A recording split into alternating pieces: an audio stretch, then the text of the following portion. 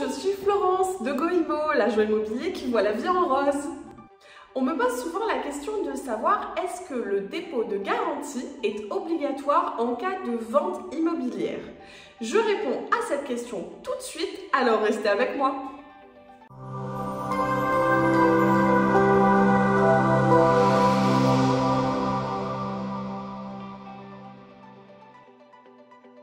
Alors, vous avez eu tout le temps du jingle pour réfléchir à la question. Oui, non, le dépôt de garantie est-il obligatoire?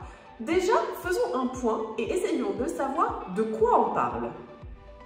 Dans le langage courant, on va parler d'indemnité d'immobilisation, de dépôt de garantie, de séquestre ou encore d'acompte. Tout ça, dans le langage courant, on va parler de la même chose. En réalité, on parle d'une somme d'argent qui est versée au moment du compromis et qui scelle l'engagement entre le vendeur et l'acquéreur. Pour l'acheteur, c'est un bon moyen de prouver sa bonne foi et sa solidité financière au vendeur. Pour le vendeur, ça va lui assurer que la vente va aller jusqu'à son terme, tout simplement. Effectivement, la plupart du temps, on constate que quand il n'y a pas de dépôt de garantie qui est demandé au moment du compromis, les ventes, elles ne vont pas jusqu'au bout. Alors du coup, est-ce que c'est obligatoire ou c'est pas obligatoire? Non, c'est pas obligatoire. La loi ne dit rien à ce sujet. Donc légalement, vous n'êtes pas tenu de verser un dépôt de garantie si vous êtes acquéreur ou si vous êtes vendeur, vous n'êtes pas tenu d'en demander un. Par contre, c'est une pratique qui est tellement largement répandue qu'il est rare aujourd'hui de ne pas en voir. Attention toutefois, je vais nuancer mes propos parce qu'il y a certains cas, je dirais même juste 2 cas, où la loi prévoit ce dépôt de garantie. Ce sont les seuls cas où c'est une obligation. D'abord, dans le cadre d'une VFA, vente en l'état futur d'achèvement, vous n'avez pas l'obligation de verser un dépôt de garantie, mais si c'est le cas, si vous demandez un dépôt de garantie, la loi prévoit des taux obligatoires, vous ne pouvez pas aller au-delà de certains taux. Le deuxième cas, c'est le cas de la vente longue. La vente longue, ça signifie des ventes de plus de 18 mois. C'est le seul et unique cas où la loi prévoit un versement obligatoire pour l'acquéreur de 5%. Justement, on parle de montant, mais on parle de combien au final? Eh bien, là encore, il n'y a pas vraiment de règle. En général, on va parler entre 5 et 10% du prix de vente.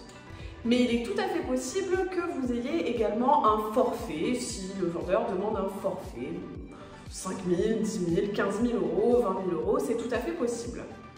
En principe, c'est mécanique, plus le prix de vente est élevé, plus le dépôt de garantie est moindre. C'est comme ça que des fois, on peut avoir des dépôts de garantie qui sont que de 1%, 2% ou 3%.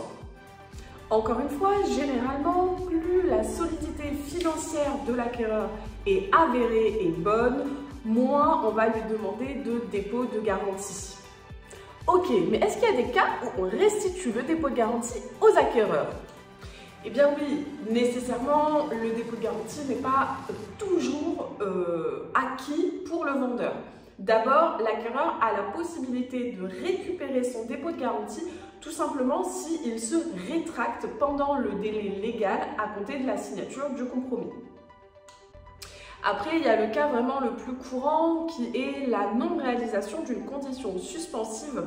Et là, je vais notamment penser à la non-obtention du prêt, c'est-à-dire que les acquéreurs, quand ils ont demandé un prêt pour faire l'acquisition et qu'ils ne l'ont pas obtenu, du coup, forcément, la vente ne pourra pas aller au bout et c'est pas de leur faute, on leur restitue leur dépôt de garantie. Et le vendeur, alors, est-ce qu'il peut récupérer le dépôt de garantie? Eh bien oui, et c'est bien normal. Le vendeur, quand il signe le compromis, il s'engage auprès de l'acquéreur. Il immobilise son bien, c'est d'ailleurs pour ça qu'on parle souvent d'indemnité d'immobilisation. Il immobilise son bien pour ces acquéreurs-là.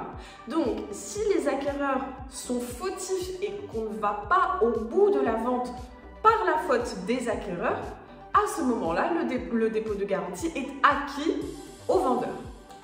Mais bon, dans la grande majorité des cas, la vente va jusqu'au bout et le dépôt de garantie, en fait, vient en déduction du prix de vente final au moment de la réitération à l'acte authentique. Et voilà, maintenant vous êtes incollable sur le dépôt de garantie en matière de vente immobilière. J'espère que cette vidéo vous a été utile. Si c'est le cas, n'hésitez pas à la partager à vos amis, à liker et à vous abonner à la chaîne. Moi, je vous dis à bientôt pour une nouvelle vidéo. Si vous voulez que j'aborde un thème en particulier, n'hésitez pas à me le dire dans les commentaires. Ciao!